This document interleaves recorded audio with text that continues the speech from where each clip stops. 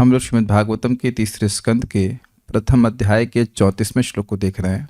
प्रसंग आप जानते हैं, विदुर जी विभिन्न यदुवंशियों के बारे में, उनके कुशल क्षेम के बारे में उद्धव जी से पूछ रहे हैं। और ये सब प्रेमवश हो रहा है क्योंकि उन्हें पता है, यद्यपि उन्हें पता है कि उन सब का तिरोभाव हो गया, फिर भी वे पूछ रहे हैं।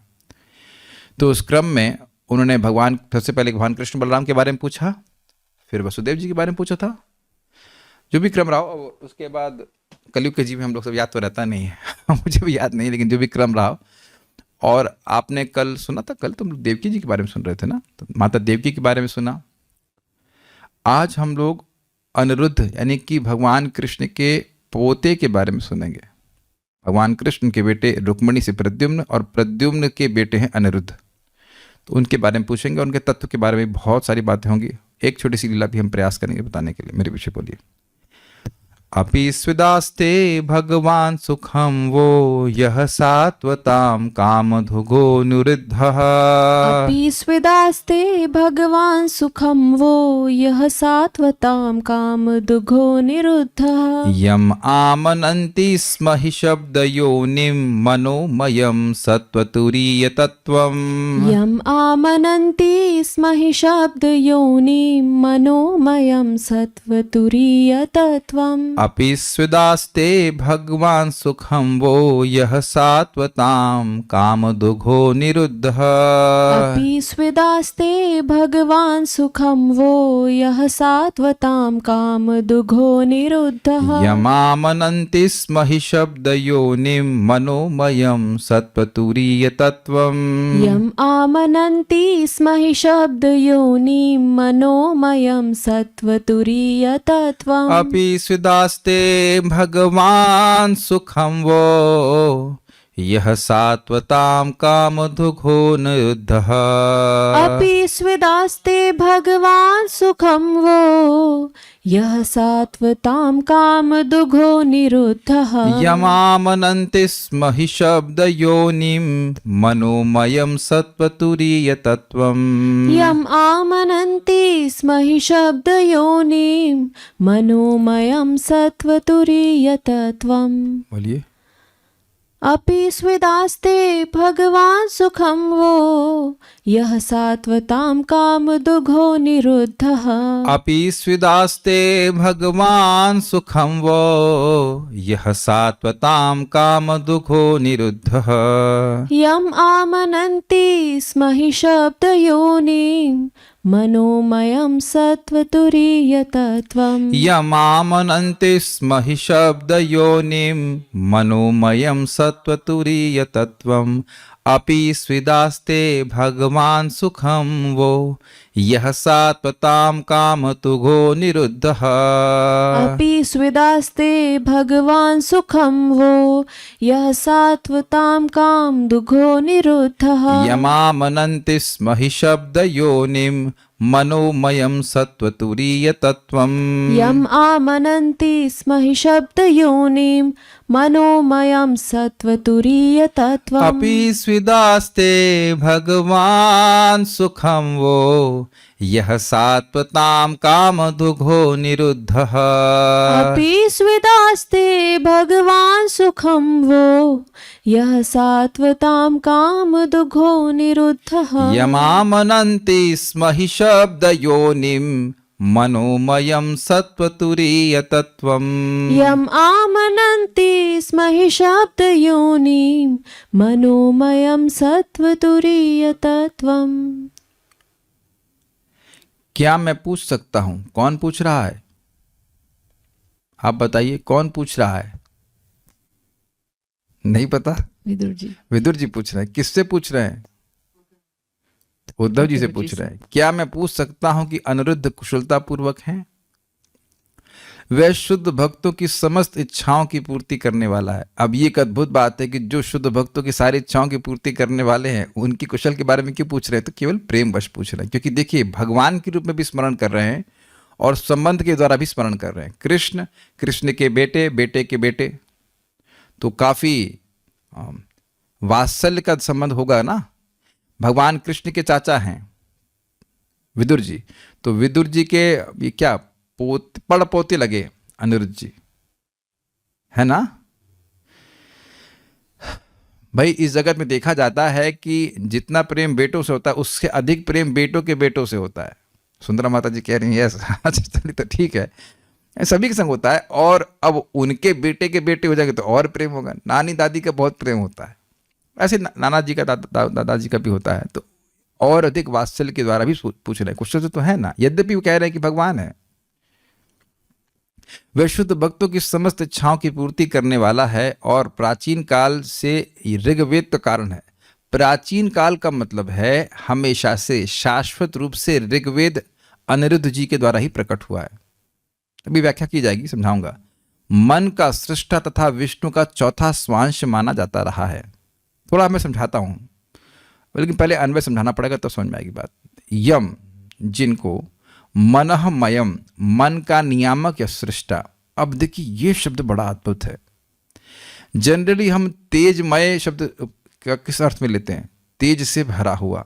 तो मनमय, मनोमय का अर्थ लेंगे कि मन से भरा हुआ, लेकिन यहां वह अर्थ नहीं है। मय मतलब मयते, अर्थात नियामक, जो मन के नियामक हैं। मन की सृष्टि अनिरुद्ध करते हैं और अनिरुद्ध उसके अधिष्ठाता देवता भी हैं। हम सभी के मन को नियमन करने वाले हैं अनिरुद्ध भगवान। अब ये अनिरुद्ध भगवान कौन है तो समझ लें। भगवान श्री कृष्ण गोलोक विहारी, उनके प्रथम विस्तार है बलराम जी, और बलराम जी से 4 विष्णु स्वांश विस्तारित होते हैं, प्रद्युम्न, अनिरुद्ध, संकर्षण और वासुदेव। और फिर इनसे 4 विस्तारित होते हैं, प्रद्युम्न, अनिरुद्ध, संकर्षण और वासुदेव। तो ये चतुर्व्यूह में से एक हैं। ये जो चतुर्व्यूह मैं बताया था, प्रथम और दूसरे दोनों ले लीजिए, वह है अनिरुद्ध है। तो वही अनिरुद्ध भगवान के बेटे भी हैं, द्वारका में भी हैं और यहाँ पे भी इस जगत में। जब द्वारका में भगवान अपनी लीला प्रकाशित करते हैं तो भी वह, क्षमा कीजिएगा बेटा बोल गया, प्रद्युम्न भगवान के बेटे हैं और प्रद्युम्न के बेटे अनिरुद्ध हैं। समझ में आ रहा है? भगवान कृष्ण के अगर सिद्धांत की दृष्टि से देखें, तत्व की दृष्टि से देखें, तो भगवान श्री कृष्ण के विस्तार हैं, उनसे अभिन्न हैं, विष्णु तत्व हैं। और लीला की दृष्टि से देखें तो भगवान श्री कृष्ण के बेटे हैं बलराम जी, क्षमा कीजिए क्या बोल रहा हूँ, भगवान कृष्ण के बेटे हैं प्रद्युम्न, प्रद्युम्न के बेटे हैं अनिरुद्ध। ये है। तो ये इस जगत में मन के नियामक है। अब थोड़ा और बात समझ लें आप। भगवान द्वितीय संकर्षण से विस्तारित होते हैं महाविष्णु। तो जो महाविष्णु हैं वह संकर्षण हैं, ठीक है। जो गर्भोदकशय विष्णु है, यद्यपि कहा जा रहा है कि वो महाविष्णु के विस्तार है, जो कि सत्य बात है, लेकिन वह है विस्तार प्रद्युम्न जी के। याद हो रहा है? गर्भोदकशय विष्णु जिनकी नाभि कमल से ब्रह्मा जी की उत्पत्ति होती है, वह प्रद्युम्न के अवतार है। क्लियर? और उनके विस्तार हैं क्षीरोदकशय विष्णु। तो ये है विस्तार अनिरुद्ध जी के। ये बात समझ में आ रही है? तो क्षीरोदकशय विष्णु कौन है? परमात्मा है ना। तो परमात्मा क्या कर रहा है? ईश्वर सर्वभूतानाम हृदेश अर्जुन तिष्ठति ब्राह्मण सर्वभूतानि यंत्रुणानि माया। भगवान परमात्मा के रूप में, ईश्वर के रूप में हम सभी के चित्त में बैठे हुए, मन में बैठे हुए, और उसको नियमन कर रहे हैं, सबको स्मृति दे रहे हैं, ज्ञान दे रहे हैं। तो अब मन का नियमन करने वाले कौन है? अनिरुद्ध। थोड़ा और बात समझें इस बात को। देखिए, हमारा चित्त है, हमारा सत्व उसे कहा जाता है, एग्जिस्टेंस है, उसको, उसके 4 भाग होते हैं, चित्त, मन, बुद्धि, अहंकार और चित्त। इसको मिला करके सत्व कहा जाता है। जैसे बड़ी अद्भुत बातें हैं सब। सत्व कहा जा रहा है। सत्व को, हमारा सत्व जो है, श्रद्धानुरूपम सत्वम, ऐसे करके गीता में श्लोक आता है। सत्वानुरूप सर्वस्या श्रद्धा भवति भारतः श्रद्धामयम अयम पुरुषो यो यश श्रद्धा स एव स। जिसका जैसा सत्व होता है, जिसका जैसा चित्त होता है, मतलब चित्त इन सेंस सटल बॉडी, सूक्ष्म शरीर होता है, वैसी ही उसकी श्रद्धा होती है। तो सत्व का एक अर्थ यहां पे हो रहा है। सत्व का अर्थ है हमारा सूक्ष्म शरीर, कंबाइंड फॉर्म में ले लीजिए, उसको 4 विभाजन कर दीजिए। उसका नाम है चित्त, अहंकार, मतलब मिथ्या अहंकार, और मन और बुद्धि। तो उसमें जो मन तत्व है उसके अधिष्ठाता है अनिरुद्ध जी। समझ में आ रही बातें? तो इसलिए कह रहे हैं मनोमयम। मनोमयम मतलब वे मन के नियामक हैं। तो बड़ी अच्छी बात है। अनिरुद्ध भगवान से हम प्रार्थना कर सकते हैं कि हमारे मन को अपने चरणों में रखें। एक और अर्थ बता रहे हैं कि मनोमयम का मतलब है कि यह शुद्ध मन के द्वारा ही ग्राह्य है। इसलिए आगे आएगा कि सात्वताम कामधुग, जो भगवान के शुद्ध भक्त हैं वो भगवान अनिरुद्ध की उपासना करते हैं, क्योंकि उनका मन पवित्र है इसलिए उपासना करते हैं और भगवान उनकी सारी इच्छाएं पूर्ण करते हैं। समझ पा रहे हैं? एक मन का मनोमयम का अर्थ है कि मन के नियामक है, और दूसरा मनोमयम का मतलब है कि शुद्ध मन के द्वारा ही वो ग्राह्य है। तो ऐसे अनिरुद्ध भगवान, तो ये विशेषण मनोमय का किसका है? अनिरुद्ध जी का है। ठीक है। शब्द योनि, शब्द मतलब वेद और योनि मतलब उत्पत्ति स्थान, तो वह अनिरुद्ध जी ही वेद का उत्पत्ति स्थान है। और ये कैसे? देखिए, भगवान महाविष्णु के निश्वास से ही वेद प्रकट हुए, और क्योंकि भगवान महाविष्णु संकर्षण से अभिन्न है अनिरुद्ध, इसलिए अनिरुद्ध को भी कहा गया है कि वह वेद के प्राकट स्थान है। और तो दूसरी इंटरेस्टिंग बात है, शब्द मतलब बोलना, वाणी। समझ में आया? मन में जब संकल्प आता है तब व्यक्ति बोलता है। तो पहले मन और उसके बाद शब्द, वाणी। जितने भी वेद हैं वह शब्द हैं कि नहीं? तो शब्द तो पहले नहीं प्रकट होगा ना, पहले मन होगा। तो अगर मन ही संचालित नहीं है, मन ही जो मन का संयमन कर लिया, जो मन का नियमन कर रहा है, जो मन का नियामक है, वही सारे शब्दों का नियामक है। जो मेरे मन में आ रहा है वही मैं बोल रहा हूं, और हर आदमी यही तो बोलता है, पहले मेरे मन में आता है फिर मैं बोलता हूं। एक्चुअली हम कोई भी इंद्रिय कार्य करते हैं, पहले मन होता है तब वो कुछ कार्य करता है। मन ही सारी इंद्रियों का नियामक है। तो जो मन के नियामक हैं वो शब्द की योनि नहीं हो गए। क्या ये लॉजिक समझ पा रहे हैं आप लोग? अभी आपने कहा हाँ शब्द के कारण है, तो शब्द आपने बोला हाँ ये शब्द के कारण है, ये बात बोलने से पहले आपने मन से एक कह सकते हैं एक सिग्नल दिया, तब इंद्रिय कार्य कर रही है। तो क्योंकि मन के नियामक हैं इसीलिए शब्द योनिम, इसीलिए वेद जो शब्दमय है कि नहीं? सहस्त्रार, शीर्ष, पुरुष, जो भी शब्द मंत्र है, जो कुछ में वो उसके प्राकट्य भी स्थान, प्रकट स्थान या प्रकटीकरण के कारण भी भगवान है, भगवान अनिरुद्ध है। क्योंकि अनिरुद्ध भगवान मन के नियामक हैं, और मन के बिना तो व्यक्ति कुछ बोल नहीं सकता है। मन में संकल्प ही ना हो तो व्यक्ति नहीं बोलेगा। एक बुढ़िया मर रही थी, तो उसके बेटे ने बोला अम्मा बोलो हरे कृष्णा बोल बेन। तो कहती ऐ तो कथा में बोलते ना पारी, मैं ये नहीं बोल सकती। तो ये बोल दिया था, उसके मन में संकल्प ही नहीं आया कि हरे कृष्णा बोल दो। क्या सबको ये क्लियर हो रहा है? मनोमय और शब्द योनि का लिंक दो तरह से अर्थ है। एक कि भगवान के निश्वास से शब्द अर्थात वेद प्रकट हुए हैं, इसलिए वो शब्द योनि है, ये इंडिपेंडेंट हो गया। और दूसरा मनोमय से शब्द योनि को लिंक कर दीजिए कि भाई मन से ही शब्द प्रकट होता है। मन में पहले बात आती है तो व्यक्ति बोलता है। तो मन के नियामक भगवान अनिरुद्ध है, तो सारे शब्द तो भगवान के द्वारा ही प्रकट हो रहे हैं। तो शब्द अर्थात वेद जो है वो भगवान के द्वारा प्रकट हो रहा है। तो दो तरह से है। आवाज आ रही ना आप लोगों को ठीक से? Hopefully. Seems internet is down. आवाज आ रही? ठीक है। उसके बाद कह रहे हैं, यानी कि दूसरा है यहां पे सत्व तुरीय तत्वम, दिव्यता का चौथा तत्व अर्थात विष्णु का चौथा स्वांश। तो देखिए अभी मैंने आपको समझाया कि भगवान कृष्ण से बलराम जी से चार तत्व प्रकाशित हुए, वसुदेव, प्रद्युम्न, अनिरुद्ध और संकर्षण। तो अब ये सब हम क्या कह रहे थे? आप देखिए, तत्व का एक अर्थ लिया गया था सूक्ष्म शरीर, ठीक, और तुरीय मतलब होता है चौथा। तुरीय का अर्थ चौथा होता है, और तत्व मतलब तत्व। तो अगर सूक्ष्म शरीर लें इसका अर्थ सत्व का, तो सूक्ष्म शरीर का चौथा तत्व है मन, चित्त, बुद्धि, अहंकार और मन। तो वो मन भगवान के द्वारा नियमित है, इसलिए कह रहे हैं सत्य तुरीय तत्वम, एक अर्थ। दूसरा अर्थ क्या है? सत्व मतलब शुद्ध सत्व, जो शुद्ध सत्व तत्वम अर्थात जो शुद्ध सत्वात्मक स्वरूप वाले हैं, वो उसके चौथे यानी तुरीय, यानी कि तुरीय अवस्था को तो होता है चौथा, लेकिन हम यहां बोल रहे हैं सत्व तत्वम। सत्व तत्व मतलब जो शुद्ध सत्वात्मक हैं, भगवान विष्णु के स्वरूप है ना, अनिरुद्ध, भगवान वसुदेव, संकर्षण, अनिरुद्ध, प्रद्युम्न। या से कहिए संकर्षण, प्रद्युम्न, वासुदेव, संकर्षण, प्रद्युम्न और अनिरुद्ध। ऐसे गिरेंगे तो वो जो चौथा शुद्ध सत्वात्मक स्वरूप है वो क्या है? अनिरुद्ध है। तो इस प्रकार से दो अर्थ आपको यहाँ पे ग्रहण करने होंगे। मैं यहाँ समझा दे रहा हूँ, फिर टीका पढ़ेंगे तो आपके लिए आसान हो जाएगा। स्म मतलब प्राचीन काल से। क्या इसका एक अर्थ लिया गया? स्म मतलब ये प्रसिद्ध बात है। ऐसा नहीं कि हम आज बोल रहे हैं, ऐसा नहीं कि विदुर जी उद्धव जी को बोल रहे हैं कि ऐसा आज बात, ऐसा नहीं कि मैं इन गुणों को आज जान रहा हूँ।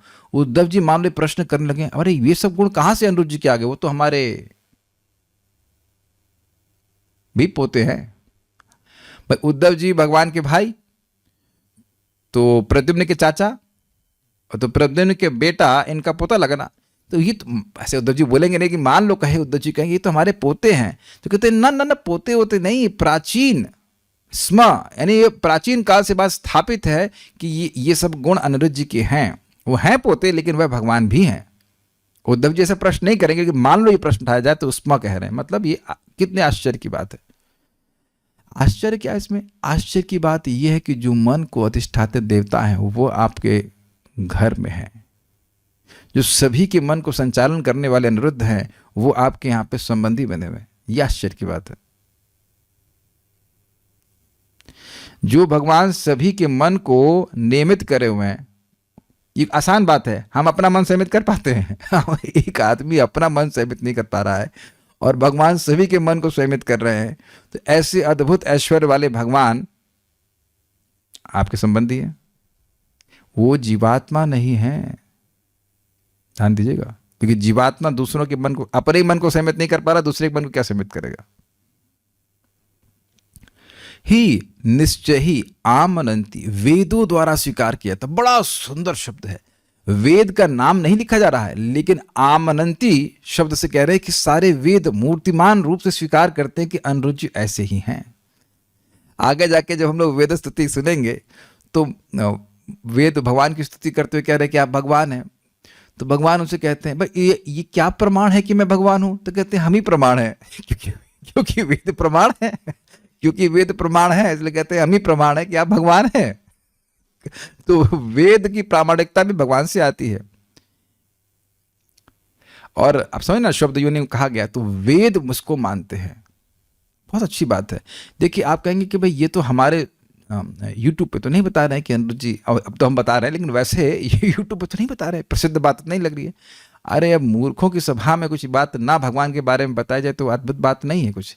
लेकिन वेद सारे स्वीकार करते हैं कि भगवान अनिरुद्ध ही इन गुणों से युक्त है। क्या गुणों से युक्त है? मनोमयम, मन के नियामक है। शब्द योनि, वेद के वह कारण है। सततुरी तत्वम, भगवान विष्णु के चौथे विस्तार हैं। ऐसे करके समझ में आ रहा है? आमनंती का मतलब है वेदों द्वारा स्वीकार किया जाता है। अर्थात जो वेद को जानने वाले हैं वह भी भगवान को इसी रूप में स्वीकार करते हैं, जो वेद को जानने वाले हैं। आमनंती शब्द बहुवचन में है, तो सारे वेद भगवान को स्वीकार करते हैं। या वेद को जानने वाले, जो वेद को ठीक से जानने वाले विद्वान हैं, वो सारे के सारे स्वीकार करते हैं। जो वेद को ठीक से नहीं जानते वो कहेंगे कि भाई भगवान का वर्णन वेद में कहाँ है। लेकिन कितनी सुंदर बात है, आमनंती कहने सारे वेद स्वीकार करते हैं कि भगवान अनिरुद्ध जी मात्र कोई इंसान नहीं है, वह तो साक्षात भगवान है। वह आपके जैसे अपने सात्वताम शुद्ध भक्तों की यह कामधुक, जो समस्त वांछाओं के फल दाता है। कामधुक का मतलब होता है कामधेनु, कामनाओं को पूर्ण करने वाली गाय के समान है। ये भगवान का स्वभाव ही है कि जो जो उनका भजन करता है उसकी इच्छाओं को वह जरूर पूरी करते हैं। सत्यम दिशते अर्थतम अर्थतो नृणाम नैवार्थ दो ये तो पुनरर्थता। ये सत्य बात है कि भगवान का कोई भजन करता है तो उसकी इच्छा पूर्ण करते हैं। जैसे माता अदिति के बारे में सुना था, माता अदिति ने भगवान विष्णु का व्रत किया तो वामन रूप में भगवान विष्णु स्वरूप में उनके सामने पहले आए 12 दिन के बाद, और उन्होंने कहा कि देखिए मैं आपके संकल्प को जान रहा हूं, बलि महाराज का आप चाहती हो कि राज्य छीन लिया जाए और आपके बेटे इंद्र को वापस मिल जाए और उनकी पत्नियां रोएं, मतलब बलि का वध कर दिया जाए। तो वह तो मैं करूंगा नहीं क्योंकि वह मेरी उपासना कर रहा है, लेकिन कुछ न कुछ उपाय मैं जरूर चिंतन करूंगा, स्मरण करूंगा या कुछ व्यवस्था करूंगा जिससे आपकी इच्छा पूर्ण हो जाए। क्यों? क्यों करेंगे? तो कहते हैं कि मम अर्चनम ना गंतुम अन्यथा श्रद्धानुसारेण फल हेतुकत्वात्, मेरा अर्चन कभी विफल नहीं जाता। लेकिन जिसकी व्यक्ति की जैसी श्रद्धा होती है, जैसी उसकी इच्छा होती है, श्रद्धानुसारेण अर्थात इच्छा के अनुसार उसको फल प्राप्त होता है। आप समझ पा रहे हैं? तो जो जो भगवान के शुद्ध भक्त हैं, जैसे कि विदुर जी हैं, तो ऐसे विदुर जी, क्षमा कीजिएगा, विदुर जी नहीं, विदुर जी उद्धव जी को बोल रहे हैं, उद्धव जी को बोले वह मतलब आपके, तो आपके जैसे शुद्ध भक्तों के, सात्वतों के भक्तों के वह कामधुग हैं। तो आप कहेंगे अच्छा हाँ, जब तक उद्धव जी से नहीं बनेंगे तो हमारी इच्छा पूर्ण नहीं करेंगे। नहीं, सात्वताम का एक अर्थ है यादव विशेष रूप से, और सात्वताम पति कहते हैं सात्वत का एक अर्थ है भगवान के भक्त। भगवान के, कोई भी भगवान का भजन कर रहा है, भक्ति कर रहा है, तो भगवान की भक्ति, भगवान का भक्त कहा जाएगा। तो उसकी कामनाओं की पूर्ति करने वाले भी हैं। अरे तो कैसे कर लेते? उसकी कामनाओं की इच्छा की पूर्ति कैसे कर लेते? मनोमय। अरे उसके मन के नियामक हैं, उसके मन के हर संकल्प को वही तो सीमित कर रहे हैं। तो उसके मन में जो इच्छा आ रही है वो जानते हैं सारी इच्छाओं को। अब देखिए एक भक्त हमें दिख ही रहे, कह रहे हमारे पास भौतिक इच्छाएं, भगवान हमसे हेट तो नहीं करेंगे? तो आपके बाप आपसे हेट करते हैं क्या? आपके पिताजी करते हैं क्या? मान लो अपने पिताजी से पापा पापा एक रसगुल्ला चाहिए और मेरी बेटी रसगुल्ला खाएगी। उम्मीद है कि अगर पिताजी प्रेम करते हैं तो स्वाभाविक रूप से ला के देते हैं। सोचने वाली बात है। काम धुग है।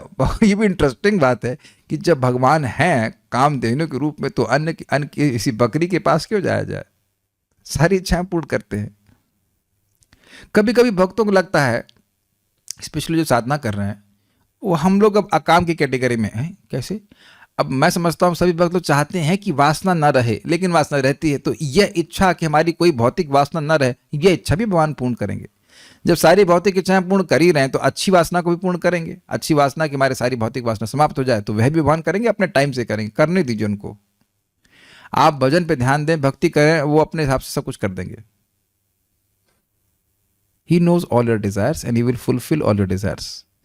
भगवान अनिरुद्ध सभी इच्छाओं को जानने वाले हैं। कोई इच्छा हमारी छूटती नहीं, और वह सारी इच्छाओं को पूर्ण भी करते हैं। सारी इच्छाओं को बनाओ लिस्ट अपनी, ये चाहिए वो चाहिए, ये चाहिए वो चाहिए, और सब इच्छाओं को वह पूर्ण करने वाले हैं भगवान। अरे कैसे कर देंगे? तो कह रहे हैं भगवान मतलब षड ऐश्वर्य पूर्ण, पूर्ण बल, पूर्ण यश, पूर्ण ज्ञान, पूर्ण वैराग्य, सारे इन षड गुणों से युक्त हैं। इसलिए वो सभी भक्तों की सभी इच्छाओं को पूर्ण करने में समर्थ है। ठीक? किसकी बात कर रहे हैं आप? कह रहे अनिरुद्ध अपि आस्ते सुखम आस्ते स्वित, क्या वह अनिरुद्ध भी क्या सुखपूर्वक है? अब एक बड़ी रुचिकर टीका गई है, हमें बताए बिना रहा नहीं जा रहा। अनिरुद्ध, निरुद्ध मतलब नितराम रुद्ध, जिसको रोक दिया जाए और अच्छे से रोक दिया जाए। अनिरुद्ध मतलब जिसको कभी रोका ना जा सके। तो ऐसा क्यों? अरे भाई देखिए, आप किसी को रोकने के लिए सबसे पहले तो मन में संकल्प करेंगे ना। तो जो मन के ही नियामक हैं, जो मन को ही रोके, मतलब मन को ही अपने अधिगत किए हुए हैं, पकड़े हुए हैं, उनको कोई कैसे रोक सकता है? और जो भी आदमी किसी को कुछ अहित करता है, सभी आदमी तो मन के वश में है।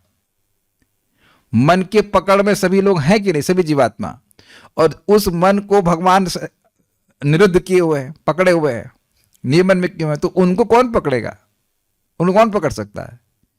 जिस मन को कोई पकड़ नहीं सकता और मन सबको पकड़ा हुआ, मानते हैं ये बात, शाबाश, समझ में आ रही होगी। तो उसको भगवान पकड़े हुए हैं, तो उन भगवान को कौन पकड़ेगा? अर्थात उन्हें कोई निरुद्ध नहीं कर सकता। लेकिन इस बात को याद रखिएगा, इस बात को भी एक लीला से भी हम समझाएंगे।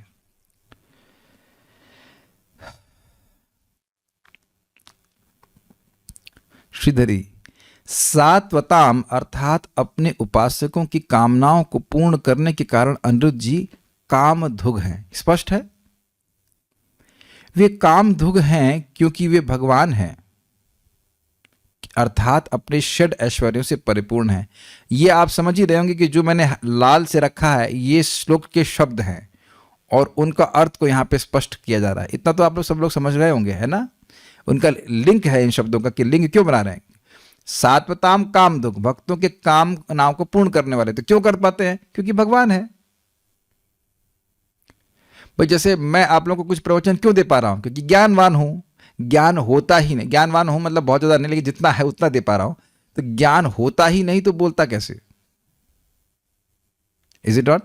तो भगवान मतलब भग यानी ऐश्वर्य से युक्त हैं, असीमित मात्रा में। जो कोई भी व्यक्ति कुछ ऐश्वर्य ही चाहता है या नहीं?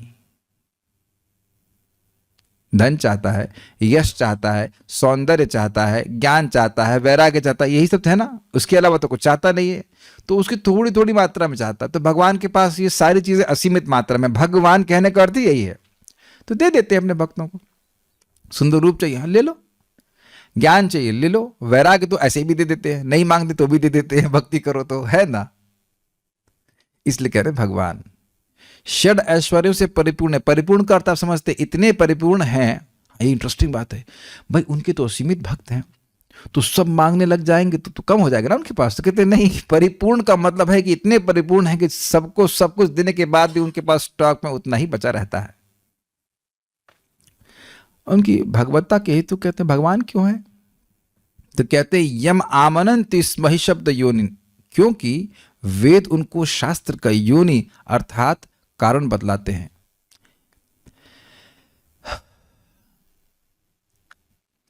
वेद भगवान से प्रकट हुए हैं। कर्म ब्रह्मोद्भवम विद्धि ब्रह्माक्षर समुद्भवम तस्मात् सर्वगतम ब्रह्मन नित्य यज्ञ प्रतिष्ठितम। कर्म ब्रह्म से उत्पन्न होते हैं, ब्रह्म अर्थात वेद से। भगवान श्री कृष्ण भगवद गीता में समझाते हैं। तो ब्रह्म यानी वेद कहां से प्रकट होते हैं? ब्रह्माक्षर समुद्भवम। वेद ब्रह्म यानी वेद, अक्षर अर्थात भगवान से प्रकट होते हैं। तो कह रहे हैं कि भगवान इन्हें क्यों कह रहे हैं अनिरुद्ध जी को? तो कह रहे हैं अरे ये सामान्य कोई यदुवंशी नहीं है, इनसे सारे वेद प्रकट होते हैं। और ये बात प्रसिद्ध है कि वेद तो भगवान से ही प्रकट होते हैं, इसलिए इनको भगवान कह रहे हैं। क्लियर हो गया? समझ में आ गया? इनको शब्द योनि क्यों कह रहे हो? तो कहते हैं मनोमयम, अर्थात वे मन के प्रवर्तक हैं। मयते अर्थात चलाने वाले। तो ये मैंने आपको समझाया था कि भाई मन है, मन से ही शब्द प्रकट होता है। तो मन के बिना शब्द प्रकट नहीं होता, तो शब्द तो मन के अधीन है। तो मन के प्रवर्तक है, तो उसी के द्वारा शब्द के प्रवर्तक है, शब्द योनि। कोई भी शब्द बोला जा रहा है तो वह मन के अंतर्गत ही आता है। मनोमय कैसे है? मन के प्रवर्तक कैसे हैं? तो कहते हैं वह भी इसलिए कि सत्व तुरीय तत्वम, अर्थात चित्त, अहंकार, बुद्धि और मन, ये जो सत्व अर्थात अंतःकरण के 4 अंश हैं। सत्व मतलब अंतःकरण, अंतःकरण का मतलब होता है करण मतलब इंद्रिय, और अंतःकरण मतलब अंदर वाली इंद्रिय। उनमें तुरीय तत्व अर्थात चतुर्थ अंश मन के अधिष्ठात्र देवता हैं। अंतःकरण के 4 भेद हैं, चित्त, अहंकार, बुद्धि और मन। इन चारों के अधिष्ठाता देवता क्रमशः वासुदेव, संकर्षण, प्रद्युम्न, अनिरुद्ध हैं। इसको थोड़ा यहां तक समझने का प्रयास कीजिए। चित्त के हैं वासुदेव, अहंकार के हैं संकर्षण, बुद्धि के हैं प्रद्युम्न और मन के हैं अनिरुद्ध। अब थोड़ा समझने का प्रयास कीजिए बात हो क्या रहा है। ये बड़ी रुचिकर बात है, ये तीसरे स्कंद में आगे आएगी। उम्मीद है कि आप लोग मेरी आवाज सुन पा रहे होंगे ठीक से, even if the internet is down. आवाज तो स्पष्ट पहुंच रही है? लोग गर्दन में नहीं हिला रहे, इसका मतलब है कि नहीं पहुंच रही। सुनाई पड़ रहा है? हाँ ठीक है, ओके। अब बहुत ही रुचिकर बात बताऊंगा। ये क्या है? आप माइक पे बताइए, मैं कुछ पूछूंगा। हाँ बताइए, ये क्या है? घड़ी। घड़ी है, वॉल क्लॉक, मतलब टाइम पीस कहते हैं, टाइम पीस। तो जब मैं इसका घड़ी की तरह उपयोग करूंगा तो इसे क्या कहेंगे? घड़ी। अब मैं किसी पे फेंक दूं तो क्या कहेंगे इसको? पत्थर। पत्थर या अस्त्र। अस्त्र मतलब फेंक के चलाने वाला। और अगर मैं कोई पेपर को उसके ऊपर रख दूं, पेपर पर इसको रख दूं, तो इसे क्या कहेंगे? Paperweight. Paperweight. और कोई उपयोग है इसका भाई? और अगर मान लीजिए मैं इसे प्रॉप, मतलब प्रॉप की तरह यूज कर रहा हूं, कुछ ऐसे खेल रहा हूं, तो इसे खिलौना। अब कभी देखिए बच्चा कोई खेलने लग जाता, कहते अरे खिलौना समझ रखा है, तो बच्चा उसको खिलौना समझ रहा है। आप मेरी बात समझ रहे हैं? एक ही वस्तु 4 रूप में उपयोग करी जा रही है। वस्तु अलग नहीं है, लेकिन उद्देश्य किस लिए उपयोग कर रहे हैं उसलिए उसको अलग अलग कहा जा रहा है। अग्रीड? घड़ी, अस्त्र, खिलौना या पेपर वेट। तो अंतःकरण है एक ही चीज, लेकिन वो कार्य अलग अलग तरह से जब करता है तो उसको अलग अलग नाम दे दिए जाते हैं। नाम है चित्त, अहंकार, बुद्धि और मन। यहां समझ लीजिए तीसरे स्कंद में आगे फिर आएगा जब कपिल देव की शिक्षा आएगी। तो ऐसा समझ सकते हैं कि घड़ी देखने वाले हो गए वासुदेव जी, उसको अस्त्र की तरह प्रयोग करने वाले संकर्षण भगवान, और पेपर वेट की तरह भगवान आते हैं। तो जो प्रद्युम्न आए तो कहा कि पेपर वेट की तरह इस्तेमाल करूंगा, और खिलौने के रूप में चलाने वाले हो गए अनिरुद्ध। वही चीज है। Bhagavatam is very deep and काफी इंटरेस्टिंग। आप हर दिन आप लोगों के लिए हम कुछ नया चीज लेके आते हैं। हम नहीं लेके आते, मैं खुद भी देखता हूँ, वाह क्या बातें हैं श्रीमद् भागवतम के एक श्लोक में।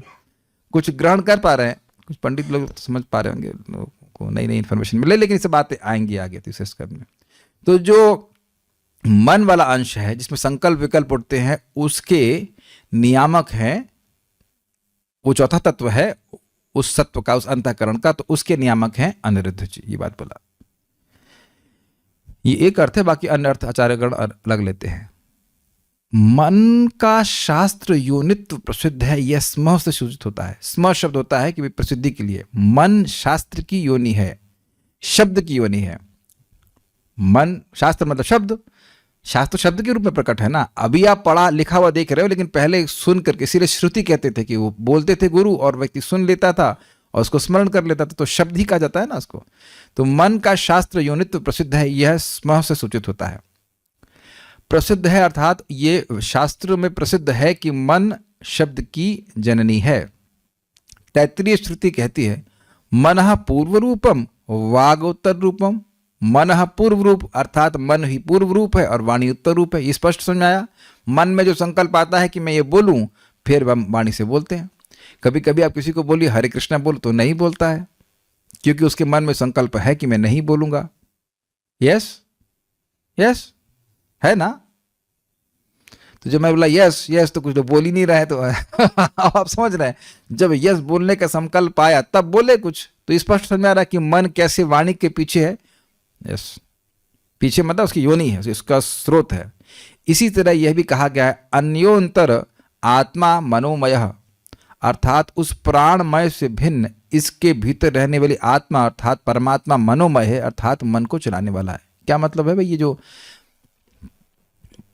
आप जानते हैं कि मन जीवात्मा इच्छा करता है और परमात्मा भगवान श्री कृष्ण वो है, उसको देख लेते हैं, उसके बाद वह प्राण को संचालित करते हैं और प्राण मन को संचालित करता है और मन फिर इंद्रियों को संचालित करता है। तो उस प्राण से परमात्मा अलग हैं। तो ये कहने वह जो आत्मा परमात्मा है वह मनोमय है, अर्थात मन को चलाने वाला, वह इस प्राण से अलग है। इस तरह से वर्णन करके यह भी कहा गया है तस्य यजुरेव शिरः ऋग दक्षिण पक्ष सामोत्तर पक्ष। इस मनोमय ब्रह्म का, मनोमय ब्रह्म मतलब मन को चलाने वाले, मन के नियमन करने वाले भगवान का यजुर्वेदी सिर है, यानी कि सिर है। सामवेदी उसका उत्तर पक्ष है। इन श्रुतियों से मन का शास्त्र योनित्व सिद्ध होता है। कुछ समझ में आ रहा है बात कि मन से ही सारे वेद प्रकट हुए। मन का मतलब मन के नियामक देवता भगवान अनिरुद्ध से। शिक्षावल्ली में भी कहा गया है आत्मा बुद्ध्या समेत्यार्थन मनो युंक्ते विवेक्षया मनः कायाग्निमाहनन्ति सह प्रेरयति मारुतम मारुतस्तूरसी चरण मंद्रम जनयति स्वरम। आत्मा बुद्धि से विषयों को प्राप्त करके रोकने की इच्छा से मन से संयुक्त हो जाता है। आत्मा बुद्धि से विषयों को प्राप्त करके रोकने की इच्छा से मन से संयुक्त हो जाता है। बुद्धि पहले निर्धारित करती है ये चाहिए, ये अच्छी वस्तु है, फिर प्राप्त करना चाहिए, तो फिर वह मन से संयोजित होती है कि मन इंद्रियों को संयमित करता है। मन इंद्रियों को संयमित करेगा तब तो वो वस्तु प्राप्त होगी। सेब अच्छा है, सेब में अच्छे विटामिन है, ये है, तो ये सारे विटामिन प्रोटीन का एनालिसिस करती है बुद्धि। सेब चाहिए, निर्णय कर लेती है, उसके बाद वह मन को से जुड़ जाती है। अच्छा भाई सेब लेके आओ, समझ में आया? ये तो करते ही है भाई, समझने में क्या कठिनाई है, ऐसा होता है। मन शरीराग्नि को प्रेरित करता है और अग्नि वायु को प्रेरित करता है। तो यहाँ पे और डिटेल समझ में आ रहा है कि शरीर में कोई अग्नि होती है, उसको मन प्रेरित करता है, उसके बाद वायु प्रेरित होती है। वायु भी हृदय प्रवेश में संचरण करते हुए गंभीर ध्वनि को उत्पन्न करता है। सेब लाओ, अब मैं चुप बैठा रहूंगा तो कुछ होगा नहीं ना। आप देखते हैं कि जब हम लोग कुछ बोलते हैं तो उसमें क्रिया शक्ति होती है। अग्रीड? अरे सुनती हो, हाँ पानी लाना, तो इधर बोला तो इसमें आ गया ना चीज। पहले बुद्धि के द्वारा निर्णय किया प्यासे हो पानी चाहिए, तो मन एक्टिव हुआ। मन से फिर अब शरीर अग्नि का संपर्क हुआ और मन शरीर अग्नि से वायु एक्टिवेट हुई और उसके बाद वाणी से वो ध्वनि उत्पन्न हुई, अरे सुनती हो पानी लाओ। तो अब जैसे ये बोला, इस शब्द में, इस शब्द का ध्वनित हुआ तो फिर कुछ कार्य हो गया। ये तो दिख रहा है, तो वैसे होता है। बिना बोले भी कोई काम करवा सकते हैं आप किसी की, अरे बोल बोल के तो काम होता नहीं बिना बोले काम कोई काम करने वाला है। अग्रीड। इस प्रकार से इन्हें बताया गया कि मन ही शब्दों का योनि है। इसे रोके सारार्थ दर्शन, ये इस प्रकार से मेरी समझावट है, और किसी की श्रेष्ठ समझावट होगी तो और समझा सकते हैं, हम तो इतने समझ पाए। सारार्थ दर्शनी सात्वताम यादवों अथवा भक्तों का विशेषण है। मतलब ऐसा नहीं सोचना चाहिए कि भगवान अनिरुद्ध केवल यादवों के ही पालक है, सभी भक्तों के पालक है, जो भी भगवान की भक्ति करता है। भगवान अनिरुद्ध को शब्द योनिम अर्थात वेदों का स्रोत कहा जाता है, क्योंकि वेद उनकी निश्वास द्वारा प्रकट होते हैं। ठीक है, ये तो इजी है। इस संबंध में श्रुति वाक्य इस प्रकार है, एवं वा अरे अस्य महतो भूतस्य निश्वसितमेतद यद ऋग्वेदः।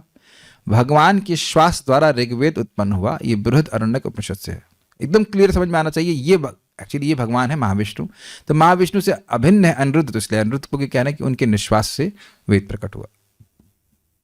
मनोमय अर्थात जो मन को मयते अर्थात संचालित करते हैं। बहुत अच्छी प्रार्थना प्रभुपाद संबंध में कहते हैं कि भगवान आप मेरे हृदय में हैं, आप चाहें तो मुझे विस्मृति में रख सकते हैं, और आप चाहें तो मुझे अपना स्मरण करा सकते हैं बाय चैंटिंग हरे कृष्णा कृष्ण कृष्ण हरे हरे, हरे राम राम राम हरे हरे। आप लोगों के संग कभी ना कभी ये हुआ होगा कि हम कोई बात कर रहे होते हैं और वो निरर्थक बात होती है, तो एकदम से कहीं स्पार्क आ जाता है, कहते हैं तुम हरे कृष्णा क्यों नहीं करते, और व्यक्ति भक्त शांत हो जाता है और भगवान का नाम बोलने लगता है। ऐसा हुआ है कभी? ऐसा होता है। तो ये संकल्प विकल्प जो मन के हैं वो भगवान के कंट्रोल में हैं, समझना चाहिए। तो भगवान से प्रार्थना करना चाहिए कि भगवान हमारे सारे संकल्प विकल्प आपके ही चरणों में अर्पित रहें, हमारे संकल्प विकल्प भक्ति से अलग ना जाएं, वही इसके नियमन करने वाले हैं। देखिए, जब अपनी इंद्रियों को हम सीमित करने का प्रयास करते हैं तब हमको समझ में आता है कि ये हमारे बाहर की बात है, इट इज बियॉन्ड अस, क्योंकि मन हमारे संयमन में नहीं है। भगवान की कृपा के बिना ये मन कभी संयमित नहीं हो सकता है। ठीक है, वह मानसिक क्रियाओं के प्रवर्तक एवं सत्व तुरीय तत्वम, सत्व अर्थात शुद्ध सत्वात्मक, चतुर्व्यूह के तुरीय अर्थात चतुर्थ तत्व है। ये समझ में आया? जो चार हमने आपको नाम बताए, वसुदेव, संकर्षण, प्रद्युम्न और अनिरुद्ध, तो ये चारों शुद्ध सत्वात्मक हैं। वह प्रकृति के, भौतिक प्रकृति के संपर्क में बिल्कुल नहीं है, तो उनमें वो चौथे तत्व हैं। वो चार विष्णु स्वरूप है ना, तो उसमें चौथे ये अनिरुद्ध जी हैं, ऐसे बोल रहे हैं। तो यहाँ पे सत्व तुरीय तत्व का अर्थ लिया गया, सत्व का अर्थ लिया गया शुद्ध सत्व तत्व, मतलब शुद्ध सत्वात्मक तत्व, और तुरीय मतलब वो चौथे शुद्ध सत्वात्मक तत्व हैं, ये कहा जा रहा है।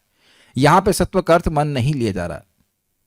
सत्व तत्व मतलब शुद्ध सत्वात्मक तत्व, जिनका शुद्ध सत्वात्मक स्वरूप है, उसमें वो चौथे स्वरूप है। भगवान श्री रामचंद्र की लीला के समान बाणासुर से युद्धादि काल में बंधन में आ जाने की अचिंत्य लीला उनकी अपनी इच्छा द्वारा रचित लीला है। अब ये इस पे हम आपको एक लीला सुनाते हैं। हुआ ये क्या था, देखिए। बाणासुर नाम का एक असुर था, वह शिव जी का भक्त था, और शिव जी की कृपा से उसको 1000 हाथ मिली थी।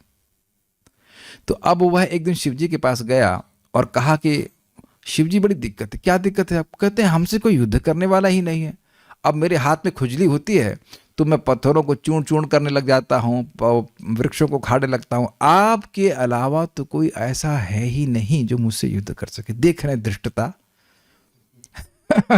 तो शिव जी कहे, हाँ अच्छा मूर्ख, बहुत जल्दी तेरे सामने एक व्यक्ति आएगा जो तेरे सारे हाथों को काट करके तेरा मद को कम कर देगा। बाणासुर जो है ये बलि महाराज के बेटे हैं, है ना? ऐसा ही है। अब बड़ी अद्भुत बात है, प्रभुपाद जी समझाते हैं कि बाणासुर बड़ा प्रसन्न हुआ अब ये आपको हमको किसी को इन्फॉर्मेशन मिलती कि हमारा सामर्थ्य काट दिया जाएगा तो हम लोग दुखी होते, लेकिन वहां वो बड़ा सुखी हो गया, कहते हाँ हमसे कोई युद्ध करने वाला आएगा। जो मैं स्मरण से बोल रहा हूं, मैंने एक बार पढ़ा था टीका में, maybe I am wrong, but मैं स्मरण से बोल रहा हूँ कि बाणासुर खुश हो गया, कहता है ऐसा कैसे हो सकता है हमसे कोई युद्ध करने वाला। शिव जी मजाक कर रहे हैं। शिव जी मजाक कर, इसलिए खुश हुआ शिव जी मजाक कर रहे हैं, हमसे कौन युद्ध कर सकता है, ऐसा कौन हो सकता है। लेकिन ये मैं स्मरण से बोला, आई मे बी रॉन्ग, उसको वापस से रेफर करना पड़ेगा, लेकिन स्मृति से बोल रहा हूँ। तो अब समय बीत गया। अब हैं तो ये बलि महाराज के बेटे, इसमें कोई संदेह नहीं है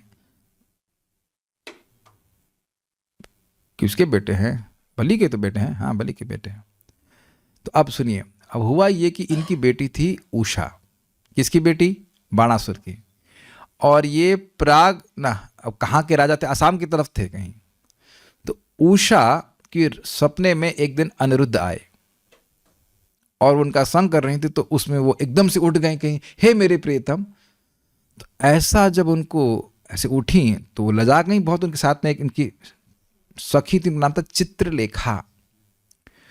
तो उसने कहा क्या हुआ तुमको? तो उसने बताया कि स्वप्न में एक पुरुष आए थे बहुत सुंदर, और वह मेरा मतलब संग कर रही थी, मैं उनसे अपने मन को हटा नहीं पा रही हूँ, उनसे मैं शादी करना चाहती हूँ, ऐसे करके।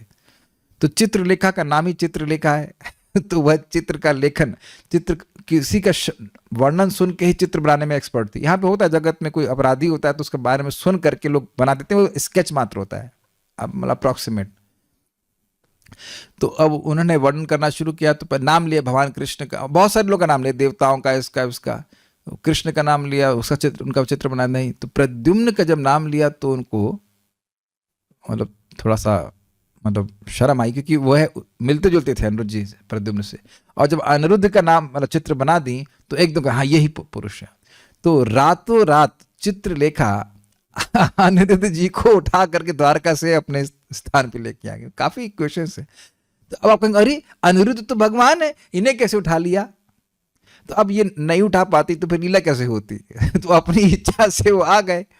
तो अब आ गए, उषा का संग करने लगे। तो ये बात अब आसपास के लोगों को मालूम चल गई, जो सेविका थे, कि भाई वहाँ तो कोई पुरुष प्रवेश नहीं कर सकता। लेकिन उषा अनिरुद्ध के संग में बड़ी प्रसन्न रहने लगी और ऐसी सेवा करती कि अनिरुद्ध जी भूल ही गए। अनिरुद्ध जी भूल गए, जो सबके मन के नियामक हैं, उनके मन को ऐसा उषा ने मोह लिया सेवा से कि वो भूल ही गए कि समय कितना बीत गया है। 1 महीना, जहाँ तक मुझे स्मरण आ रहा है, 1 महीना बीत गया, भल्ला हो रहा है, अनिरुद्ध जी कहाँ गए, अनिरुद्ध जी कहाँ गए, सब लोग सोच रहे हैं सब। तो अब इधर बाणासुर को मालूम चला कि उषा, क्या कहते हैं उसको, मतलब वर्जिन बोलते हैं इंग्लिश में, हिंदी में क्या बोलेंगे उसको, कुमारी नहीं रह गई हैं। तो कुछ लोगों ने उनको क्या कहते हैं ऐसा बताया। तो वो आए और उन्होंने देखा कि अनिरुद्ध जी, वो जो होता है ना झूला या कुछ सिंहासन टाइप का था, उस पर बैठे हुए थे बड़े, और उषा के साथ में, और उन्हें कोई डर भी नहीं कि बाणासुर आएगा, ये आएगा। तो बाणासुर आके बड़ा क्रोधित हुआ। तो बाणासुर ने इनको बंदी बनाने के लिए बहुत सारे सैनिक भेजे। तो इनके पास एक मूसल होता है, मूसल से सारे सैनिकों को मारती है। तो उस युद्ध में बाणासुर ने नागपाश का, वरुण पाश था कि नागपाश था, भूल रहा हूँ, जहां तक स्मरण रहा वरुण पाश नागपाश, कुछ दोनों में से कोई एक था, उस पाश के द्वारा इनको बांध दिए। तो यही बात यहाँ बोली जा रही कि कैसे ये बंध गए। जो सभी के मन के नियमन करने वाले हैं, सबके मन के अंदर रहने वाले स्वयं भगवान है, वह कैसे बंध गए? तो यही बोले कि अपनी इच्छा से बंध गए। जैसे आपने सुना है ना कि भगवान ऐसे लक्ष्मण जी मूर्छित हो गए थे, लक्ष्मण जी तो हाँ, लक्ष्मण जी मूर्छित हो गए थे इंद्रजीत से युद्ध करने के समय, तो नागपाश से बांधा था। हाँ, तो नागपाश से अनिरुद्ध जी को बांध दिया था, तो वो उनकी इच्छा से ही बंधे थे। या माता सीता का अपहरण हो गया था बाह्य रूप से, और भगवान राम रो रहे हैं, सीते सीते कर रहे हैं, तो वह उनकी इच्छा से उस लीला को कर रहे हैं। मनुष्य लीला करना जरूरी है ना। तो इस प्रकार से मनुष्योचित व्यवहार करने के लिए ऐसा किया, क्योंकि आगे और होना। जब ये नहीं होता, अनिरुद्ध जी को बांध दी। अब ये खबर जानते कौन बताया? नारद जी ने इधर बता दिया कि भाई देखिए ऐसा हुआ है, अनिरुद्ध जी वहां है, उसको बंधन में डाल दिया। तो सारे यदुवंशियों ने अटैक कर दिया बाणासुर के ऊपर। तो ये भी अगर ये होता ही नहीं, बाणासुर एकदम फेवरेबल हो जाता, या अनिरुद्ध जी बस ऐसे आ जाते, उसको आकाश मार्ग से वापस आ जाते, तो युद्ध नहीं होता ना, और हम लोग बात भी नहीं कर रहे होते उस युद्ध के बारे में। तो अब वह युद्ध हो रहा है। तो उस युद्ध में बाणासुर की तरफ से शिव जी भी झगड़ा करते हैं भगवान से। आप लोग पढ़ सकते हैं। तो भगवान एक अस्त्र चलाते हैं, शिव जी को जमाई आने लगती है, थक जाते हैं, वो युद्ध नहीं करते। और फिर बहुत सारे लोग उसमें झगड़ा होता है, मारपीट होती है बहुत सारी होती है। और बाणासुर के 996 हाथ भगवान काट देते, भुजाएं काट देते हैं और उसको चतुर्भुज रूप दे देते हैं अपने वैकुंठ के पार्षद का।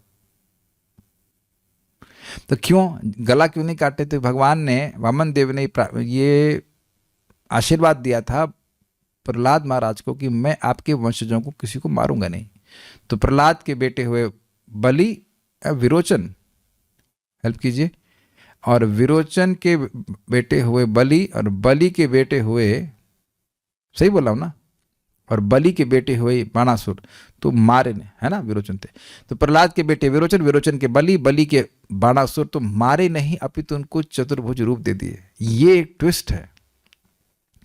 आपको लग रहा होगा अरे बड़े गंदे लग रहे होंगे वो कटी कटी बुझाई लेकर के लेकिन नहीं, भगवान उनको चतुर्भुज रूप दे दिए। भगवान काटे उसकी 996, है ना, 1000 में से 4 बाकी हैं, तो 996 बाहों काट दिए, उसका अहंकार भी काट दिए, मद भी काट दिए, और उसके बाद वह उसको चतुर्भुज रूप दे दिए।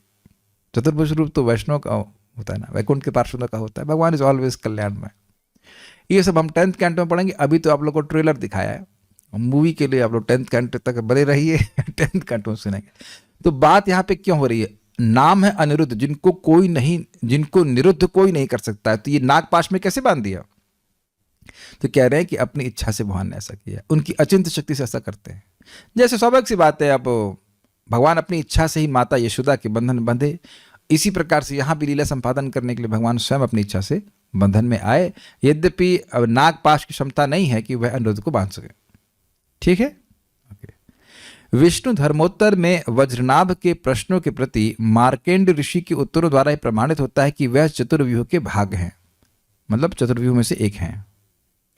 श्रीमद् भागवत में 1.3.1 में जगृहे पौरुषम रूपम, ये श्लोक हम प्रथम स्कंद में सुन चुके हैं। आदि में वर्णित महाविष्णु अर्थात संकर्षण से आरंभ होने वाले 3 पुरुष मूल संकर्षण, प्रद्युम्न तथा अनिरुद्ध की ही अभिव्यक्तियां हैं, तथा भगवान कृष्ण के परिवार के सदस्यों प्रद्युम्न आदि से पुरुषों के अभेद को विष्णु धर्मोत्तर में भी समझाया गया है। थोड़ा समझने का प्रयास कीजिए। आपने क्रम सुना तो संकर्षण से, द्वितीय संकर्षण से महाविष्णु आए, और फिर प्रद्युम्न से आए गर्भोदकश विष्णु, और अनिरुद्ध से आए क्षीरोदकश विष्णु, ये क्रम है। तो जो इस तरह से विस्तार कर रहे हैं वही भगवान के यहां पे बलराम जी प्रद्युम्न और अनिरुद्ध के रूप में है। जिन 3 पुरुषों को आप जानते हो, जो 3 पुरुष संकर्षण, प्रद्युम्न और अनिरुद्ध के विस्तार हैं, वही प्रद्युम्न, वही संकर्षण, वही प्रद्युम्न और अनिरुद्ध भगवान के यहाँ पे द्वारका में उनके भाई, उनके बेटे और पोते के रूप में है। ये विष्णु धर्मोत्तर से क्लियर हो रहा है, और इसको यहाँ पे अभी आप सुनने वाले हो। अनिरुद्ध पुत्र वज्रनाभ प्रश्न करते हैं, मार्कंड ऋषि से प्रश्न करते हैं, कस्त्वसौ बालरूपेणा कल्पान्तेषु पुनः पुनः दृष्टो येन त्वया ज्ञातस्तत्र कौतूहलम मम।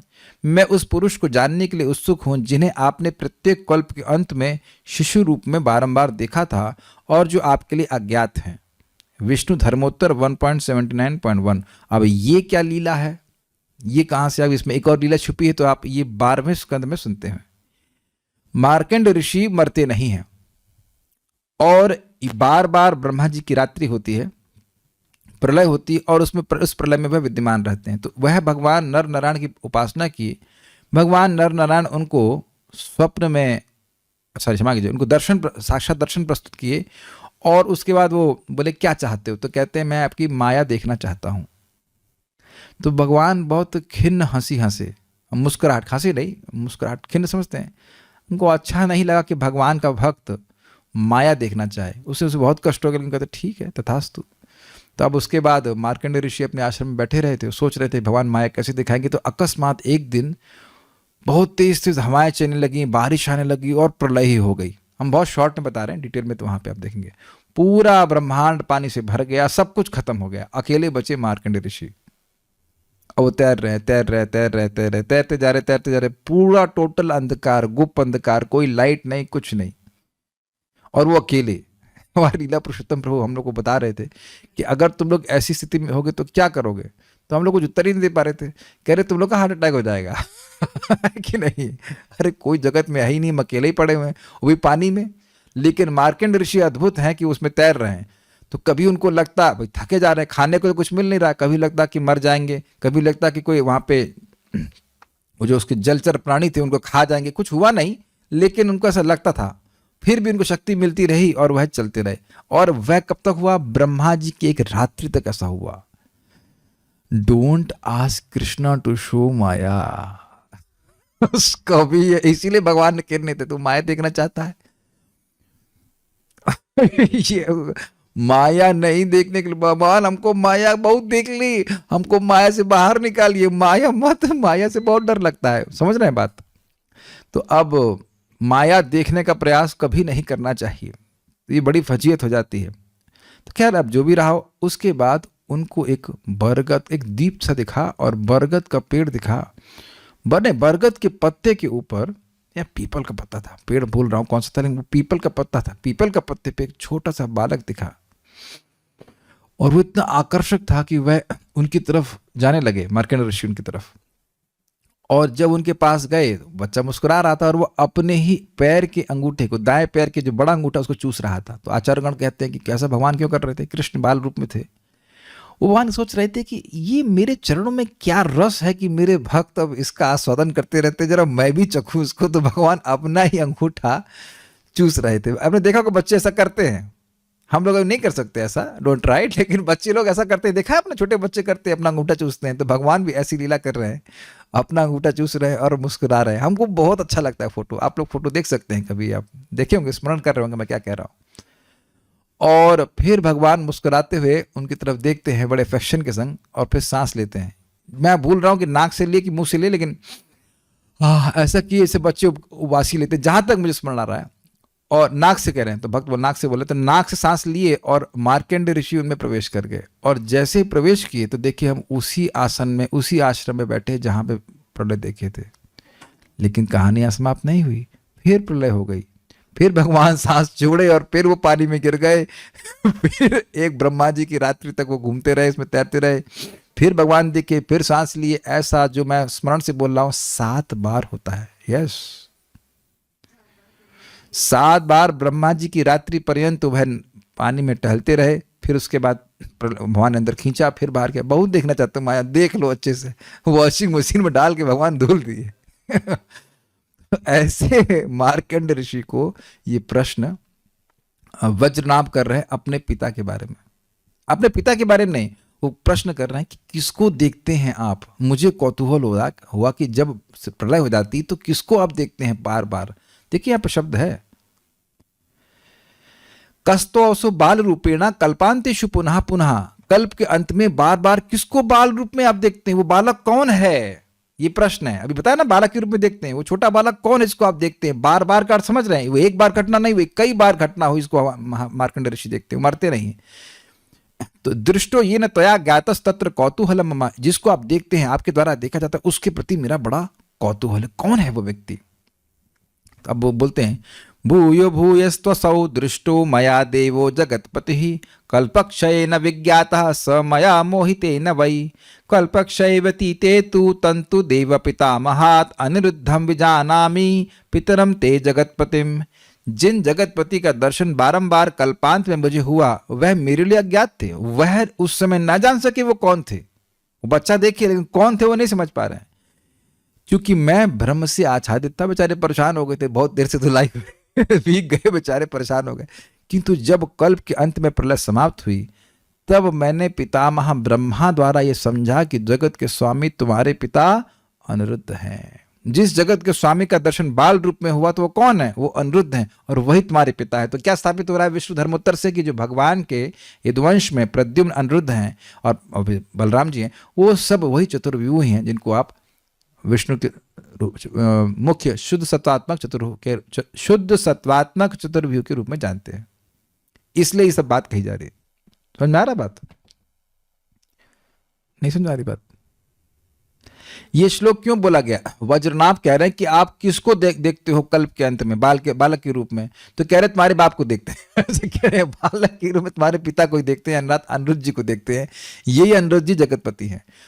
और अद्भुत बात यह है कि देखते जरूर है लेकिन समझ नहीं पाते वो कौन है। तो इसलिए कहते हैं ना, भगवान सामने हो तो हम समझेंगे, भगवान सामने होगी तब भी नहीं समझोगे, बाप से पूछना पड़ेगा। इस नहीं, बाप से नहीं, श्रेष्ठ व्यक्ति से पूछना पड़ेगा। तो यहाँ पे यह पितामह ब्रह्मा जी से पूछ रहे हैं, दादाजी से पूछ रहे हैं कि कौन है जिसको मैं देखता हूं। तो ब्रह्मा जी सर्वज्ञ, हम जानते हैं, आप अनिरुद्ध जी को देखते हैं।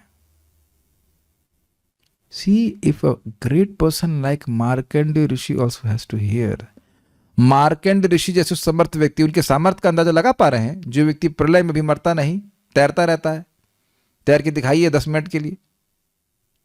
सूर्य नहीं है, पानी कितना ठंडा होगा है कि नहीं? अरे तैरने की बात छोड़िए, स्नान करने के लिए हम लोग गीजर चलाते हैं, है कि नहीं? एटलीस्ट हम तो चलाते हैं, हम लोग, हमको नहीं पता, लेकिन गर्म करके स्नान करते हैं तो थोड़ी देर के लिए संपर्क होता है जल का, इतने समय तक जल का संपर्क कोई नहीं है। उस व्यक्ति का सामर्थ्य का हम लोग अंदाजा नहीं लगा सकते। और आगे बहुत सारी बातें हैं। तो मार्कंड ऋषि को भी भगवान के बारे में सुनकर ही समझ में आया कि जिनको मैंने देखा वो भगवान है। जैसे हम भगवान के मंदिर में जाते हैं तो वो भगवान है, लेकिन हमें सुन के ही समझ में आएगा, नहीं तो नहीं समझ में आएगा। भगवान बड़े मोहक हैं, माया करने वाले हैं। जब मार्कंड ऋषि को मोहित कर दी तो हम किस खेत की मूली है, मूंगफली भी नहीं है। We are nothing, you must remember. हम सुन के ही समझ सकते हैं कुछ भी।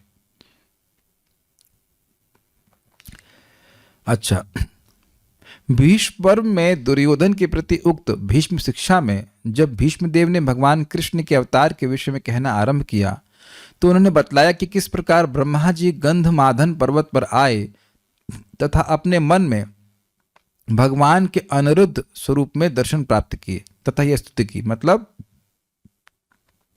कृष्ण के अवतार के विषय में वर्णन कर रहे हैं भीष्मदेव दुर्योधन से। दुर्योधन को भी महाभागवत से ज्ञान प्राप्त हुआ, लेकिन नालायक सुना नहीं। अपने घर में ही 2 महाभागवत थे, उनके चाचा भी महाभागवत विदुर जी और पितामह भी महाभागवत, लेकिन सुधरा नहीं वो। गुरु जी अच्छे हैं तो वो ठीक है, लेकिन शिष्यत्व भी तो आना चाहिए। सृष्ट्वा संकर्षणम देवम स्वयमात्मानमात्मना कृष्णत्वमात्मना साक्षी प्रद्युम्न हि आत्मसंभवम प्रद्युम्नाच्चानिरुद्धस्तु यम विदु विष्णुरम वयम अनिरुद्धो सृजन मां वै ब्रह्माणं लोकधारिणं वासुदेवमयः सोहम त्वय्येवास्मि विनिर्मितः। ये ब्रह्मा जी बोल रहे हैं। श्री भगवान ने अपनी शक्ति द्वारा आत्मना अर्थात स्वयं से अभिन्न आत्मानम अर्थात संकर्षण की सृष्टि के पश्चात बलराम जी को प्रस्तुत किया। पुनः स्वयं से अपनी शक्ति द्वारा भगवान कृष्ण से अभिन्न प्रद्युम्न को प्रकट किया। प्रकट किया मतलब प्रकट किया, ये नहीं कि सृष्टि किया, लेकिन एक अर्थ यहाँ पे बोला जा रहा है। उन्होंने प्रद्युम्न से अनिरुद्ध को प्रकट किया, जिन्हें विद्वान जन अव्यय विष्णु के नाम से जानते हैं, तथा लोकधारी अर्थात लोक का पालन करने वाले मुझ ब्रह्मा का भगवान अनिरुद्ध ने सृजन किया। अनिरुद्ध वासुदेव से भिन्न नहीं है, इस प्रकार मैं आपके द्वारा निर्मित किया गया हूं। तो भगवान कृष्ण की स्तुति कर रहे हैं और वर्णन कर रहे हैं किस प्रकार से भगवान कृष्ण ने बलराम, बलराम से प्रद्युम्न, प्रद्युम्न से अनिरुद्ध का विस्तार हुआ है, ये बात बोल रहा है। तो यहां कह रहे हैं कि वो अनिरुद्ध के द्वारा विस्तारित हुए। आप एक ऑब्जेक्शन करेंगे कि अनिरुद्ध तो क्षीरोदक्षाय विष्णु है, उनका तो जन्म प्रद्युम्न से हुआ है, तो क्योंकि प्रद्युम्न अनिरुद्ध में भेद नहीं है इसलिए कह रहे हैं कि मैं अनिरुद्ध के द्वारा प्रकट हुआ हूं। तो यहां पे स्थापित हो रहा है कि अनिरुद्ध जो है भगवान विष्णु ही है, यह सामान्य कोई जीव नहीं है। अन्य जीवात्माओं के बारे में बोला गया, जिनके बारे में पूछा गया, अन्य यदुवंशियों के बारे में जो पूछा विदुर जी ने, तो वो सभी भगवान नहीं है। कृष्ण बलराम भगवान है, लेकिन वसुदेव जी भगवान नहीं है। लेकिन यहाँ पे प्रद्युम्न भगवान है, लेकिन यहाँ पे अनिरुद्ध जी साक्षात भगवान ही स्थापित की जा रही बात है, स्वयं विष्णु है। नोट, प्रद्युम्न गर्भोदकशाय विष्णु है, ब्रह्मा जी उनके नाभि कमल से उत्पन्न होते हैं। अनिरुद्ध क्षीरोदकशाय विष्णु है, और क्योंकि अनिरुद्ध प्रद्युम्न से अभिन्न है इसलिए इनको ब्रह्मा जी का स्रोत कहा गया है। इस प्रकार से स्थापित किया जा रहा है कि ये स्वयं विष्णु है, भगवान है। इस श्लोक में मतलब इस श्लोक में तथा जगृहे पौरुषम रूपम 1.3.1 आदि श्लोक में भी यह नहीं कहा गया कि भगवान कृष्ण अनिरुद्ध के अवतार है। यह जो श्लोक ब्रह्मा जी का उद्धृत किया गया, वहां यह नहीं कहा जा रहा है कि कृष्ण क्षीरोदकशाय विष्णु के अवतार है। देखिए क्या बात बोली जा रही है। वहां पे हमें चर्चा किया था कि जितने भी अवतार जगत में हैं वो भगवान विष्णु के द्वारा आते हैं, लेकिन कृष्णस्तु भगवान स्वयं। एता चांस कलह पुंसस कृष्णस्तु भगवान स्वयं इंद्रारि व्याकुलम लोकम मृडयंति युगे युगे। ये जितने भी अवतार है जगत में, एता चांस कला पुंसाम, पुंसाम मतलब क्षीरोदकशाय विष्णु, ये जितने भी अवतार हैं, एता च अंश, एता मतलब जिन अवतारों का नाम लिया मैंने, 20 अवतारों का नाम बोल रहे हैं। च मतलब जिनका नाम नहीं लिखा, वह सब पुंसाम अर्थात क्षीरोदकाश विष्णु के अंश हैं या उनके कला है। कृष्णस्तु भगवान स्वयं, की कृष्ण का नाम भी ले लिया था 20वें अवतार के रूप में, ठीक है। कृष्ण तो स्वयं भगवान है, कृष्ण क्षीरोदक्षा विष्णु के अवतार नहीं है। तो उधर प्रथम स्कंद के 3रे अध्याय में ये बात बोली गई और यहां पे भी जो श्लोक कोट किया गया ब्रह्मा जी का, तो वहां भी स्थापित हो रहा है कि भगवान कृष्ण ही अपने आप को विस्तारित करते हैं, अनिरुद्ध ही अपने आप को विस्तारित नहीं करते हैं कृष्ण के रूप में। तो जो कहते हैं कि विष्णु से भगवान कृष्ण आए हैं, ये बात ठीक नहीं है, ये बात स्थापित कर रहे हैं सुबोधरी श्रीला वल्लभाचार्य के द्वारा। बड़ी इंटरेस्टिंग है। अनिरुद्ध में जीवात्मा के उत्कर्ष के अभाव से आविष्ट होकर भगवान के ही महात्म्य को कहने के लिए स्तुति करते हुए श्लोक कहते हैं। ये लाइन हमको दिमाग घूम गया था, देन मुझे समझ में आ गई बात और मैं उछल पड़ा, वाह क्या अर्थ है। देखिए, जैसे कहा गया कि ये व्यक्ति यदुवंशियों में सभी लोग तो विष्णु तत्व है नहीं, तो जीवात्मा का जो उत्कर्ष है, जीवात्मा तपस्या करता है, कुछ व्रत करता है, यज्ञ करता है, तो उसको उत्कर्ष प्राप्त होता है। उस प्रकार के उत्कर्ष का भाव अनिरुद्ध जी में है। क्यों? क्योंकि वह तो भगवान है, वह तो षड ऐश्वर्यपूर्ण है, उनकी कोई यज्ञ तपस्या करके उत्कर्ष तो होता नहीं है, सहज उनका उत्कर्ष विद्यमान है। मैं समझा पाया हूं? ऐसा नहीं कि अनिरुद्ध जी कोई पुण्य किए हों, तपस्या किए हों, तब वह भगवान बने हैं। भगवान को ऐसा बन ही नहीं सकता। तो उनकी भगवत्ता के महात्म्य को उनमें जीवात्मा की तरह अब तपस्या करके उत्कर्ष नहीं होता है, उनका उत्कर्ष तो नित्य विद्यमान है। ऐसा इसका स्मरण करते हुए विदुर जी बड़े अभिभूत हो गए और उनकी भगवत्ता का स्मरण करते हुए श्लोक पूछा। कितना सुंदर अर्थ लिखा गया ना, अद्भुत है ना, वेरी नाइस। ये लाइन समझ में आई आप लोगों को? मेरे समझा पा रहा हूं? आविष्ट मतलब एब्जॉर्ब हो गए, ओह वो तो भगवान है, देखो वो शब्द योनि है, वह तो तुरीय तत्व है इत्यादि। ऐसे करके भगवत्ता के जो उनके गुण हैं उनका स्मरण कर रहे हैं। वो ऐसे स्मरण नहीं कर रहे हैं कि कोई महान व्यक्ति है जो अपनी भक्ति के कारण या और किसी कारण से श्रेष्ठता को प्राप्त हुआ है। भगवान है वो, तो उनको भगवान के रूप में स्मरण कर रहे हैं, एक भक्त के रूप में स्मरण नहीं कर रहे हैं, भक्तों के पालक के रूप में स्मरण कर रहे हैं। सात्वताम कामधोगो, समझ में आया? एक है भक्त का स्मरण कर रहे हैं और एक है भगवान का स्मरण कर रहे हैं, थोड़ा भेद हो जाएगा ना। भक्त भगवान तो होता नहीं है, तो यहां उनको भगवान के रूप में स्मरण करते हुए तो उनके गुणों के कारण, उनके गुणों का स्मरण करके उसमें आवेशित होकर के वैसे प्रश्न कर रहे हैं। Excitement, yes. सात्वताम अर्थात वैष्णवों के, कामधुक अर्थात काम पूरक, काम की पूरा करने वाले अनिरुद्ध ही हैं, इसलिए वे उनके पालक भी हैं। पालक में पालन में जरूरी नहीं, पापा पापा पापा एशगार्ड चाहिए, अच्छा अभी ला के दे रहा हूँ, पापा चॉकलेट चाहिए, अभी ला के दे रहा हूँ। तो समझ में आया, भक्तों के काम इच्छाओं को पूर्ण करने वाले, इसलिए पालक है। ही शब्द आश्चर्य के लिए है कि जो मन के नियामक उनका अवतार हुआ है। कितने आश्चर्य की बात है कि जो भगवान सभी के मन को संयमित करने वाले हैं, वो इस प्रकार से भगवान के यदुवंश में प्रकट हुए। ये आश्चर्य की बात कर रहे हैं, क्योंकि वे मन के नियामक हैं और यह बात प्रसिद्ध है, इसीलिए किसी के द्वारा भी उनको रोकना संभव नहीं, इसलिए उनको अनिरुद्ध कहा गया जाता है। ये आपको समझ में आ गया? मन सबको पकड़ा हुआ है और भगवान मन को पकड़े हुए हैं, तो भगवान को कौन पकड़ सकता है? इसलिए इनको अनिरुद्ध कहा जा रहा है, जिनका निरोध, जिनको रोकना संभव नहीं। कहीं भी जा सकते हैं भाई, सबके पास मन है कि नहीं? जो सबके मन को सीमित किया हुआ है, तो अब वह सबके यहाँ प्रवेश किया है कि नहीं? उनके अंतःकरण में ही प्रवेश किया हुआ है, तो कहाँ रोकेंगे बताइए? मैं क्या सोच रहा हूँ आप नहीं जान रहे हैं, आप क्या सोच रहे हैं मैं बिल्कुल नहीं जान रहा हूँ। मैं ये मान ले रहा हूँ कि मेरी सारी बात समझ में आ जा रही है, तो मेरा तो आपके मन में कोई प्रवेश है नहीं और आपका मेरे मन में कोई प्रवेश नहीं है। Is it not? है ना? लेकिन भगवान तो सबके मन में प्रवेश किए हुए हैं और सबके मन को सीमित किए हुए हैं। मन को रोकना वायु को रोकने से भी कठिन है, उसको भगवान सीमित किए हुए, रोके हुए हैं।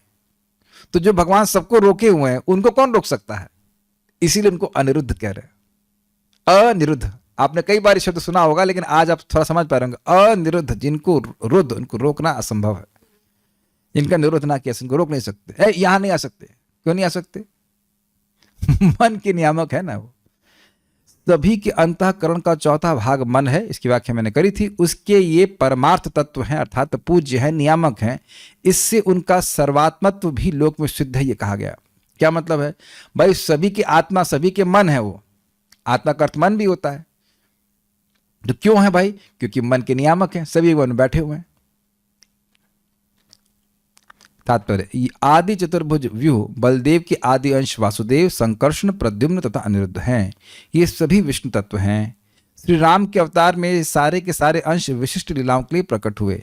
भगवान श्री राम वासुदेव, उसके बाद हैं प्रभात बोल रहे हैं, भगवान राम आदि वासुदेव हैं और संकर्षण हो गए आपके लक्ष्मण जी, प्रद्युम्न तथा अनिरुद्ध उनके भाई भरत और शत्रुघ्न हैं। अनिरुद्ध महाविष्णु के कारण भी हैं, जिनके श्वास से ऋग्वेद प्रकट हुआ, इसीलिए कहा गया उनको शब्द योनि। भगवान महाविष्णु के श्वास से, निश्वास से सारी सृष्टि होती है और वेद भी साथ में प्रकट हो जाते हैं। ये हम लोग प्रथम स्कंद में सुन चुके हैं कि भगवान ने सृष्टि करने के साथ ही वेद की भी सृष्टि कर दी, वेद को प्राकट्य कर दिया, क्योंकि वेद के द्वारा ही यज्ञ का वितान होता है। यज्ञ वितान अर्थ हम सुन चुके हैं।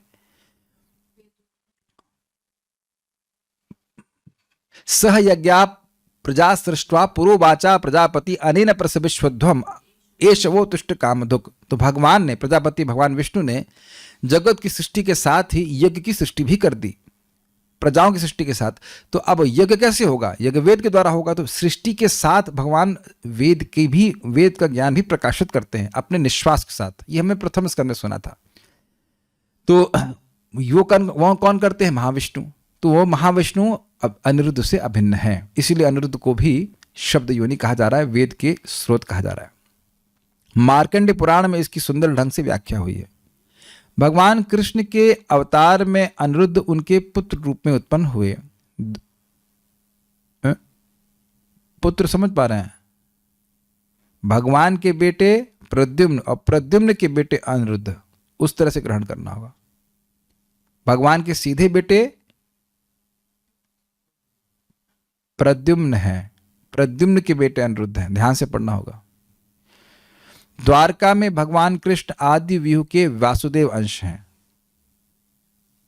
आदि भगवान कृष्ण गोलोक वृंदावन कभी नहीं छोड़ते। अब एक बड़ा इंटरेस्टिंग बात है, एक भक्त ने प्रश्न किया कि देवकी के सामने जो थे वो कौन थे? तो वो थे वासुदेव श्री कृष्ण।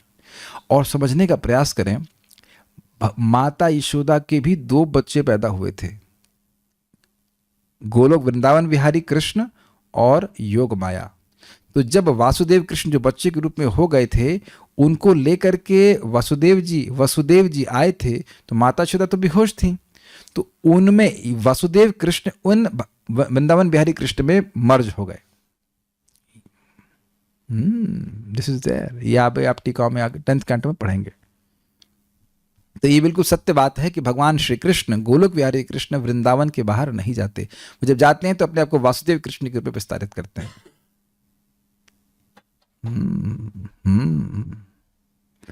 द्वारका में भगवान कृष्ण आदि व्यूह के वासुदेव अंश हैं, वासुदेव श्री कृष्ण है।